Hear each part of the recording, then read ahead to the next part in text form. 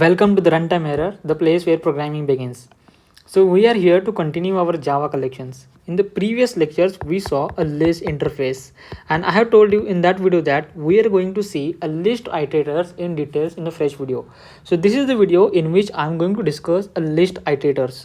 The name itself suggests that these iterators are basically meant only for the list itself, because a name says that list iterators.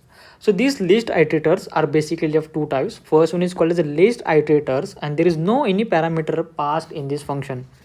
The second function is called as a list iterators, and there is one parameter called as an index which is passed as a parameter in that function, and the value of this index mainly ranges from the greater than or equal to 0 to less than or equal to n. As of now, don't worry about these things because I'm going to tell you every single thing in detailed manner with the real life example of it. So let's move ahead. That the list iterators basically work for all the list which comes under the list interface. For example, linked list, array list, vector, stack. We don't need to define a separate for linked list, separate for the array list. No. If you declare the list iterators, it will use for linked list, it will be used for array list, and it will also be used for the vector as well. So this is how basically list iterators work for. Most interesting point that as we discussed in the lecture number 3 about the iterators in the collection classes. If you haven't watched that video, I highly recommend you to watch this video because whatever the concept we have discussed in the lecture number 3, all those things will be useful in this video. So apart from these functionalities which basically collection iterators contains, we got some additional functionalities in the list iterators as well. What we have discussed in our third lecture, that is of normal collection interface, has the three functionalities. Which are those three functionalities? It contains has next, it contains next, and it contains previous. And beauty of the list iterator, the beauty of list iterators is apart from these three functionalities, it contains some additional functionalities as well. That is has previous, previous, add, and set. Has previous and previous are exactly opposite to the has next and next. We will see each and every single functional's implementation in detailed manner. But as of now, I'm just going a overview of the iterators used only for the list. Second one is called as add. So what does this add function says that when you are traversing to the list, it basically helps to add the values in it. And the last one is called as set, which is basically used to change the value which is present in my array list. Now let's discuss the first list iterators, that is called as the list iterators, which does not contains any parameter in my function. So the first one is called the list iterators. Watch out carefully, I am not passing any of the iterator over here. Watch out carefully, I am not passing any iterators in my list iterators present over here. So what does it indicate? If there is no any index or no any parameter passed in my list iterators, always remember that my iterators is always pointing before my first element, that is at this position. I hope so you got me. Let me change my color. At this position, I'm not passing any of the parameter. Repeat, there is no any parameter passed to the list iterators. So what does it mean is my iterator will be pointing before the first element in my array list, So let's check out how does this list iterators basically works. So what I did is, first of all, I have declared the again a list interface. Don't need to worry about this because still I haven't taught you how to declare it. I haven't started with the list interface. I'm just giving you the method which is used in the list interface. So simply I have declared this array list and I have added 3 elements, 2, 7 and 8. So this is how my list will look like. Now look at the syntax how I'm using to declare the list iterators. Here I declare the list iterators. Observe carefully, my L is capital and my I is capital. L is capital, I is capital. So list iterators, this is integer. Now the question comes, why I'm passing integer? Because check out over here, what does it contains? Integer. That is the reason why it contains integer. If it contains string, it will also contain a string itself. So again I have declared the variable for iterators. Normally what we do in for loop, we basically do I is equal to 0. So this is I is nothing but this is it, right? Iterators, just I am giving a name to my iterators. And this is li is nothing but is the name of my list, and simply I declare list iterators. This is something different from this list iterator. Here L is capital, I is capital. But if you check over here, my L is small and I is capital, and there is no any parameter present in this function. So if there is no any parameter, which means my pointer is pointing before my first element. So again I will check has next. You already know this because we have already discussed in lecture number 3. If you haven't watched this video, I highly recommend you to watch that video. because all the things are useful over here. So what does basically has next does? It simply returns true if it contains element next to my pointer. My pointer is present here or here. Do I have the element next to my pointer? 2. Yes, therefore it will return true. This will get executed, then I will come over here. The next, what does the next indicate? It does two things at the same time. I have told you in lecture number 3. First, it returns the value. Second, it changes its position. So what will happen? So 2 will get printed and my pointer gets shifted to the next position. So it will simply get removed from this position and shifted to my next iterating position. Then again I will come at this position and I will check has next. Yes. Does it contains value next to it? Yes, 7. So this will return as true. Then I will come over here. Next will do the two things at the same time. Return the value 7, change the position to the next position. So this will get removed and then again I will come at this position and I will check true. Is it true? Yes, it contains element next to my pointer. Therefore it will return true. And again next will come in place. So next will simply print the value. What I am saying is it will return the value and then it will change its position. So once it changes position, again I will come at this position. I will check has next. Does this pointer contains element to the next of it? No. Therefore it will simply return false and I will come out of this loop. And finally I have printed my list. This is how a list iterator basically works. Do remember that I haven't passed any parameter to it. There are some additional functionalities present we discussed, that is previous, has previous, that we will discuss in the next slide. So I hope you understood the normal list iterators which does not contain a parameter. So let's check out to the next when it contains a parameter that is called as an index. Now this index basically ranges from 0 to less than equal to n. Now what does it indicates? Now again what I did is again I have declared the array list which contains 3 elements 2, 7 and 8. Now again I have declared the list iterators. L is capital, I is capital, integer because this contains an integer, name of my array list, li simply name of my collection, and list iterators. And now I'm passing as 3. Now what does it 3?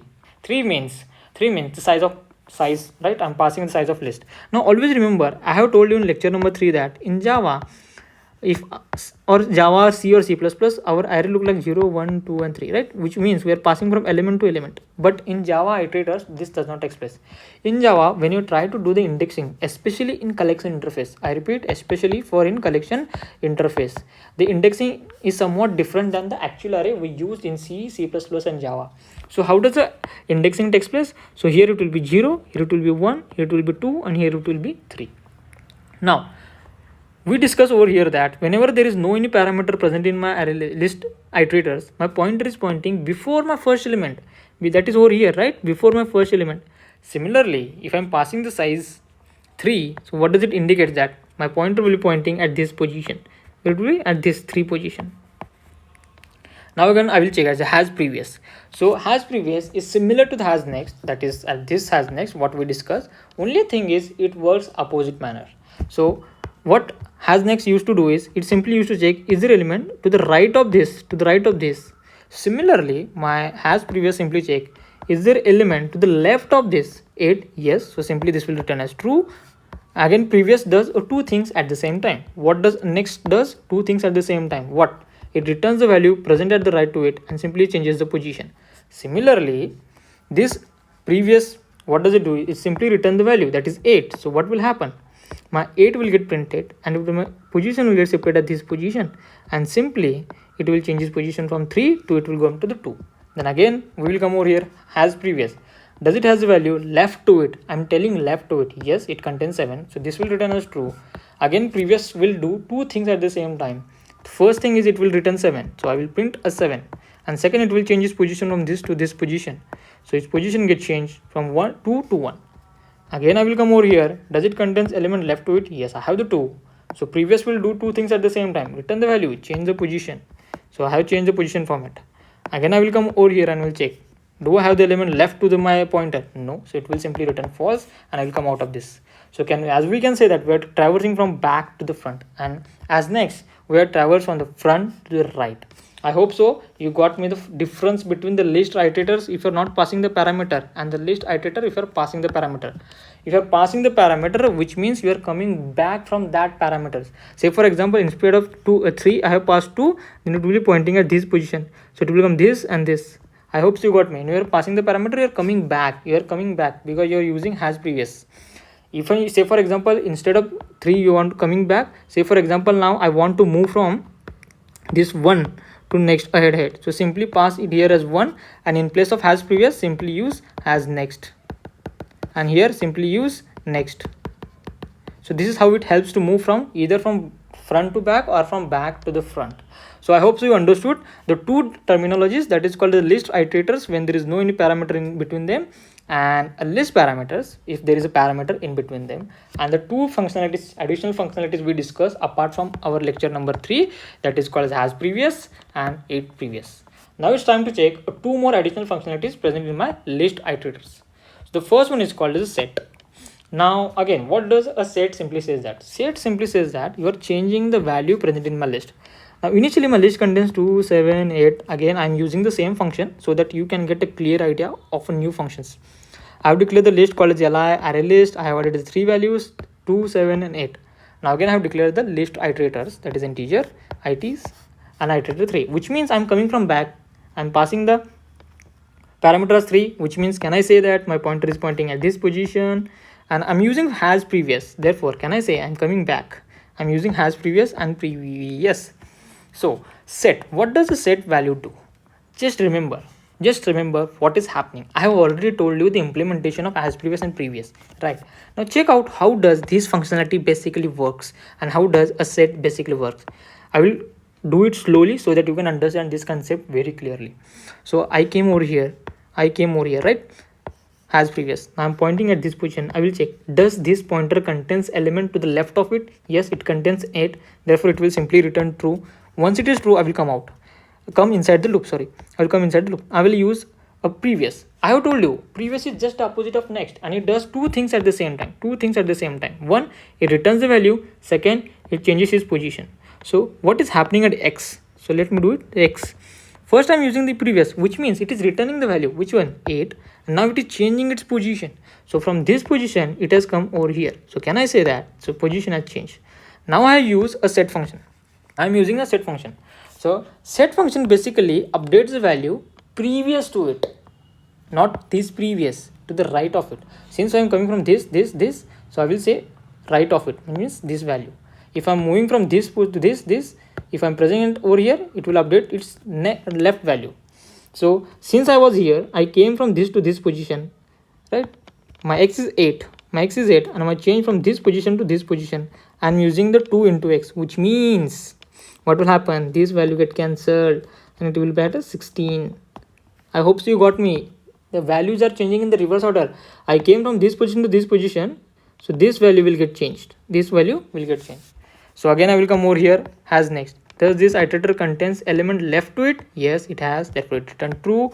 Again x, it previous, I told you it does two things at the same time. Number one, it returns the value, so x becomes 7, and it changes the position, therefore it will come over here. Let me erase this, and again I'm using the set value, therefore it will return the value which was previous to it. So which was previous to it? 7, so it will update it as 14. This will get updated to 14. Again I will come at the while loop. I will check, does it contains value left to it? Yes, it contains, therefore it will return true.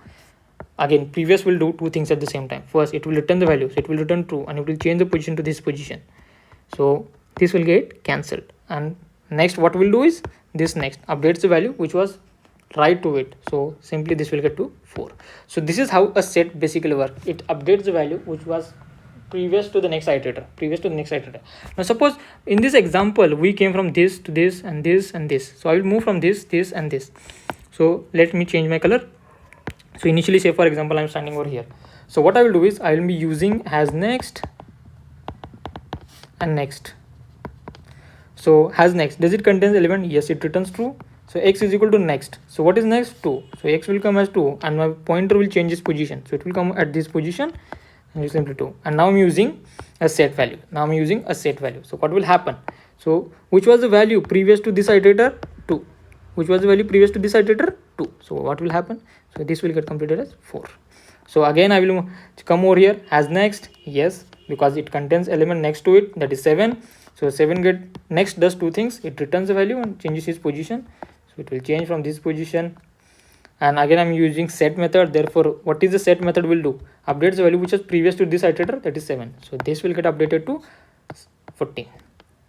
Now again I will come back to the has next. Yes, it contains value right to it, that is 8. Again the next will do two things at the same time. First it will return a 8. Therefore what will happen, my x will become 8 and it will move to the next position, that is at this position.